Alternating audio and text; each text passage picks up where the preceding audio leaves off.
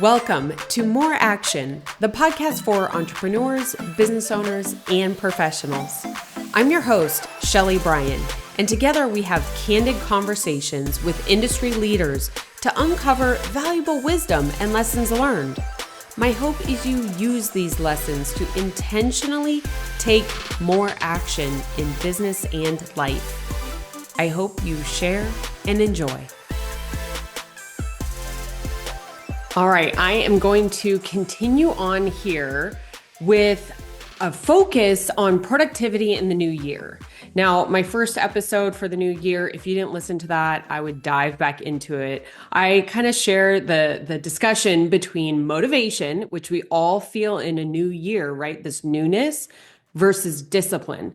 So definitely start there. But today's episode is going to be at like a little bit of a mind shift for you. You know, I am such an advocate for anyone that is focused on doing more in their career and their life. Everything starts with your mindset.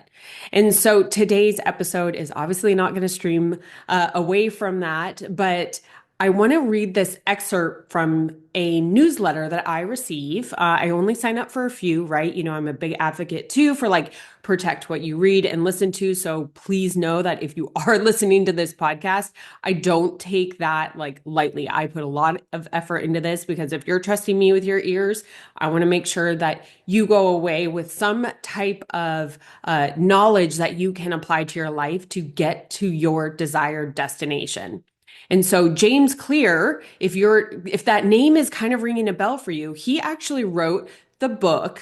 I mean, I don't even know how many millions and millions of copies have sold, but called Atomic Habits. I'm sure if you're listening to the show, you have heard of that book. If you haven't yet, welcome. You definitely want to read that book in the new year. There's a lot of great information when it comes to your habits, but he is known as basically the habits guru out there. So I am part of his newsletter, and there was one that came, I think it was back in November, and there's this one excerpt that just like it hit me with a ton of bricks.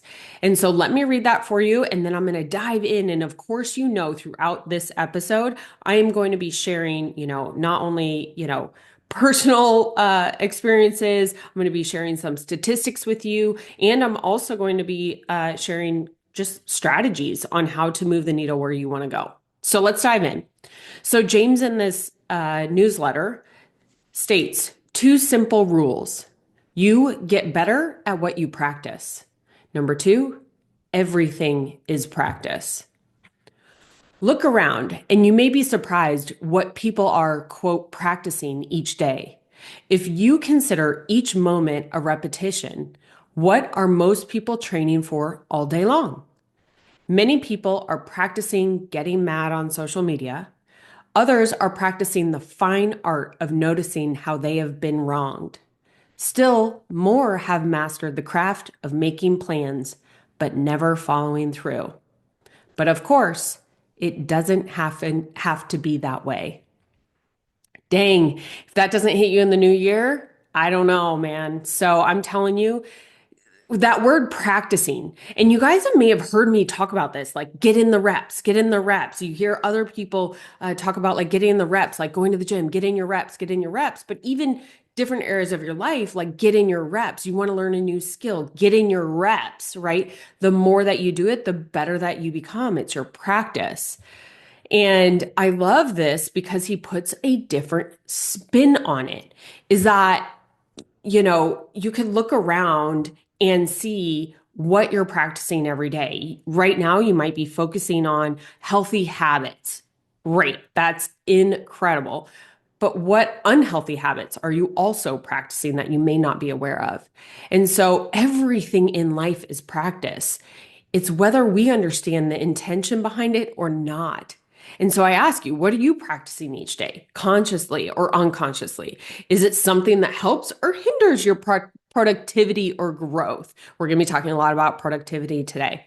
And so in today's episode, we're going to dive into this a little bit more, and we're going to recognize, I want to help you recognize what you're practicing, why it matters for your career, your personal life, your business, those you're leading, and then how to shift towards those productive habits, right? So that we understand what we're practicing all day long.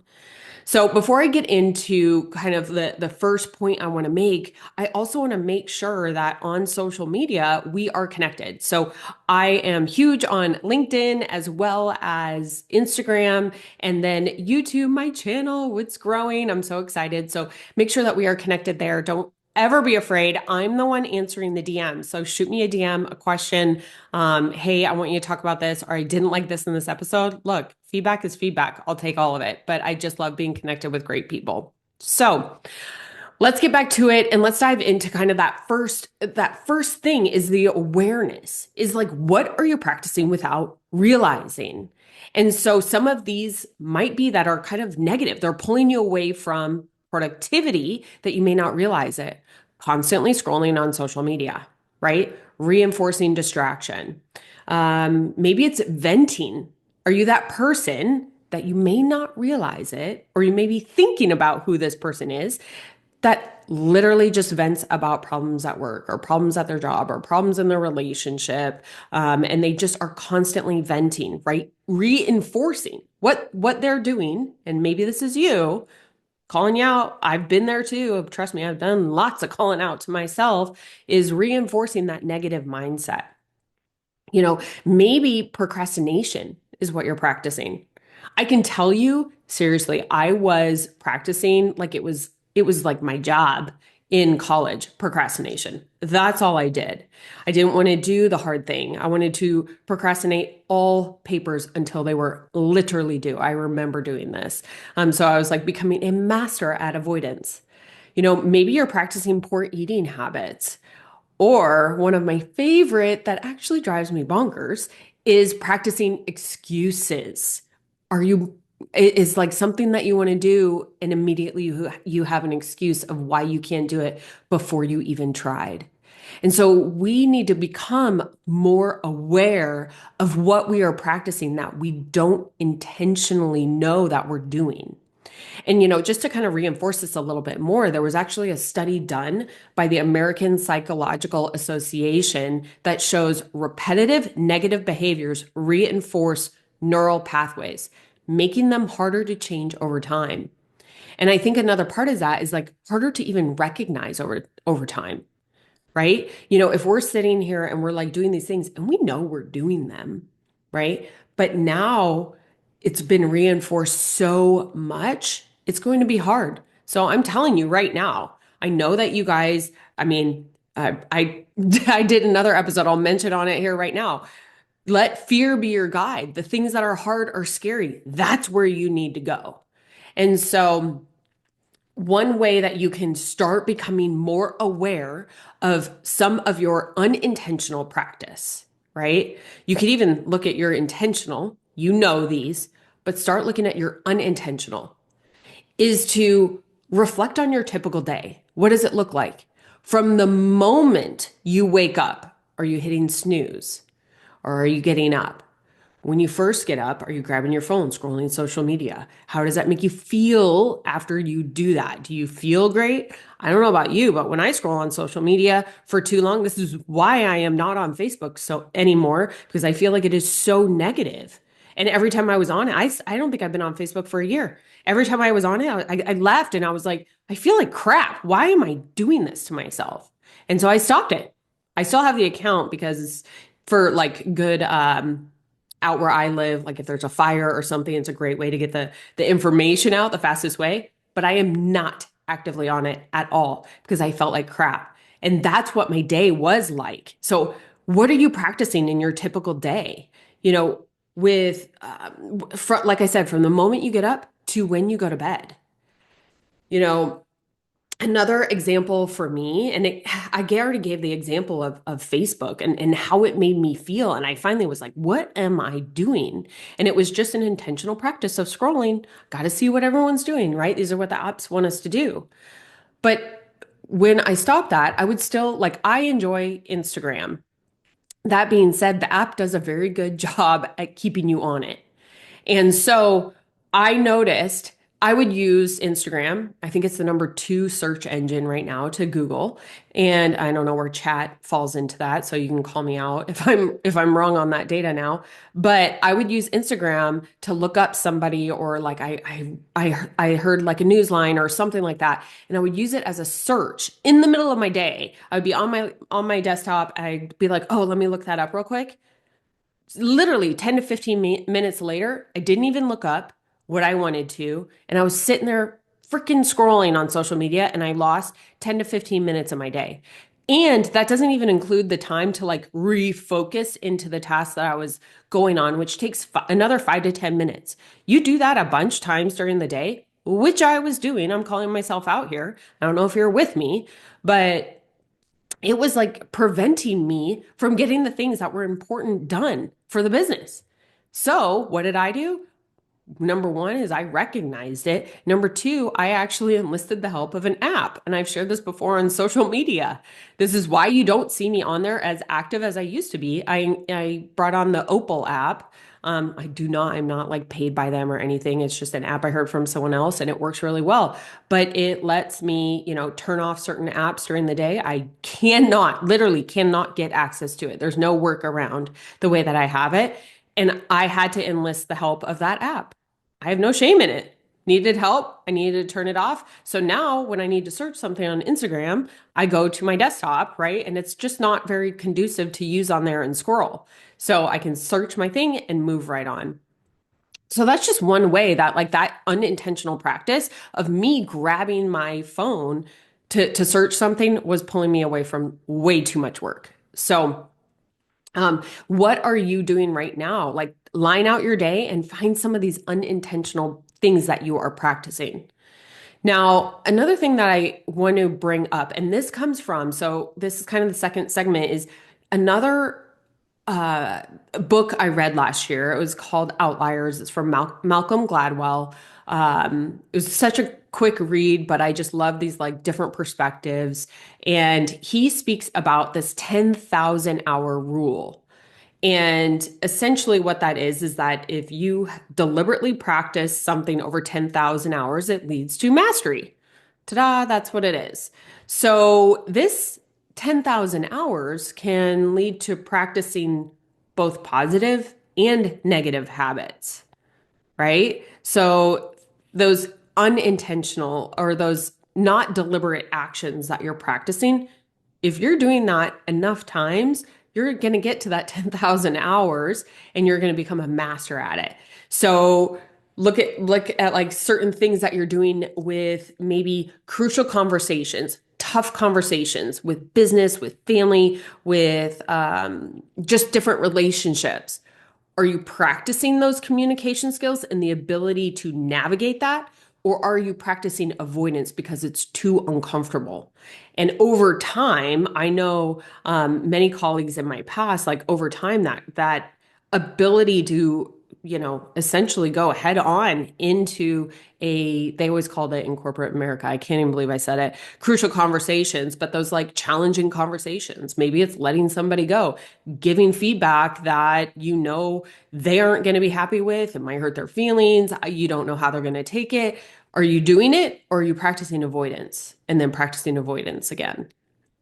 The other thing is, you can think about consistency, right? And I talk a lot about consistency, whether it's consistently, learning new skills that you can apply to your business, your career, your life as a parent, all of these things. Consistency in your health, that's an easy one. Let's talk on that one. So, consistency in practicing your workouts, or are you consistently practicing your excuses as to why you can't work out? That's might have hit a chord right now because everyone's on the bandwagon. I can tell you the gym is so crazy right now. But think about that. What are you practicing? The consistency of eating healthy, or practicing the consistency of excuses as why it's hard to eat healthy, which it's not hard. It's just lack of knowledge. But that's what are you practicing there? And there was even a Harvard Business Review article that I found that notes that deliberate practice is key to high performance, whereas mindless repetition can reinforce mediocrity. right? So if you have trained 10,000 times of like, I mean, we aren't 10,000 years old, but each year, everyone kind of has this new year. I'm going to be healthy. I'm going to do all this thing. And you go, go, go. And then all of a sudden, it just becomes mindless. You're like, oh, my excuse. I have too much work to do. I got to get the kids. I still have to get to the grocery store before I go home, or I don't want to get up early to go to the gym earlier. Oh, the workout class isn't at my scheduled time, so it doesn't work for me. These are all like these mindless excuses that just keep hitting you, and they're just reinforcing that mediocrity. Now, one thing for me that I really focus on, that I've been working on as far as this 10,000 hours and really paying attention to it is when, and I don't know if anybody else has gotten in this, but when you have, now we have so many virtual meetings, right? When you have virtual meetings, two things. Number one, I always try to be on camera because I just think it's a respectful thing to do. You cannot do that. Whatever. This is what I think. Number two is I found since 2020 and all the virtual meetings that have been going on, when I have that screen up, but I have my full computer at access to me, what was I doing? Work. I wasn't paying attention. I had no active listening skills going on to the meeting that was involved unless I was presenting. Not because I was trying to be rude, although that's essentially what it was, is because I was distracted. I let myself get distracted and focus on all these other things that I wanted to do as far as activity and productivity.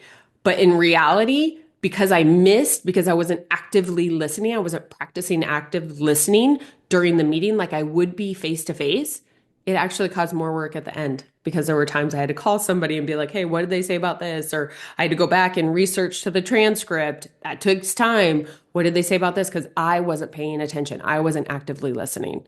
And so that's just like one thing for me. Think about your day again, like think about your day. What are you practicing to where you have had, you continue, you're hitting that 10,000 hour rule. And I would say excuses are going to be a top one in that category.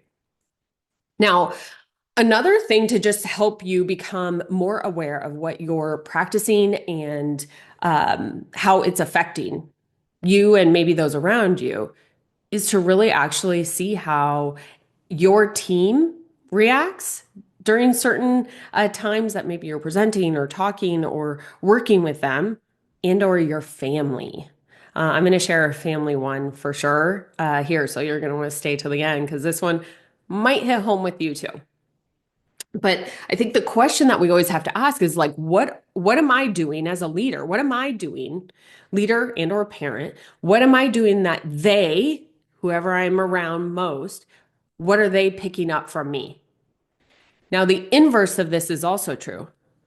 And this is why your circle and who you surround yourself by is so important because those that you are around, what are they doing, unintentionally practicing that you are picking up? That's going to help you because I know there's a lot of change happening in the new year. You want to clean up, you want to have like new friends, level up your friends, your acquaintances, your mentors who you're around. What are they doing? Or if you haven't gotten there yet, you might start seeing things. What is your circle doing that you are picking up that is not helping you be more productive? Now, um, with this one, I'm going to share because I think it's so important to really understand as I think I can't say one or the other, but parents and or your teams that you work around. I know Chris, like when Chris shares, when he walks on the job site, because we have our superintendents running the projects now, we have a construction company, and when our supers are running the sites, they're all doing great. But when Chris walks on, you can just see there is this level of expertise, this higher standard, this attention to detail that just immediately elevates. And so what Chris tries to do every time he's on the job site is also bring the superintendent along with him so that he can help them pick up these practicing habits that he has when he enters a job site. There's a practical example when it comes to um, working and your career. Now, on the flip side, so funny. I can think of so many examples from corporate America that I could share with you, but I want to respect your time. So I'm going to share you a personal one to go along with the one I shared with Chris. But number two, and the personal side is our son is about a year away from getting his driver's permit. And if you didn't know this, I was in pharmaceutical sales over 20 years ago now. Oh my gosh, I feel old. Over 20 years ago now. But you drive. So I was in sales for about the first 8 years of that. And then I moved into management. And in sales, I mean, you are driving. I drove all day, every day. And when you drive a lot, you might pick up a little road rage. I was definitely practicing road rage, especially here in Scottsdale. Right now is when all the snowbirds are here and we're about to have so many different events. The traffic is insane. And it's funny, we live about 35 minutes away from where both of my kids go to school. And it is like if you live 5 minutes, you guys, parents, you know this, or anybody that drives around a lot. You live leave 5 minutes past that time frame that you're supposed to, you know how the traffic is. And it's funny because I will I'm like road rage in my head and my car. So I might say stuff, occasionally honk. I know some of my friends are laughing right now, being like, you honk all the time. But I have some of that. Well, now that he is a year away from driving, all of a sudden I'm like, oh gosh, he has literally been watching me drive 14 years now. He'll be, 14 and a half years now. And I have been driving like this the entire time. I do not want him to pick up these habits. So I have 1 year to correct these habits that I have so he picks up good habits.